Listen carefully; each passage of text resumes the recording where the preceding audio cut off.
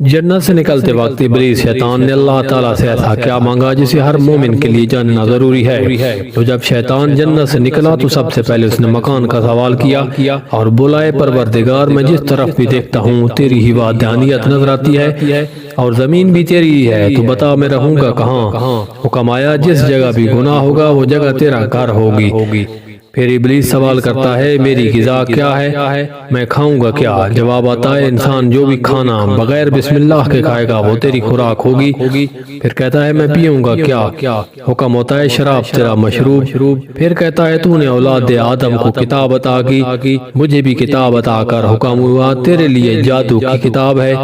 پھر کہتا ہے اللہ تو نے انسان کو دعا اور سجدہ دو ہتھیار دیے، مجھے بھی کوئی ہتھیار دے۔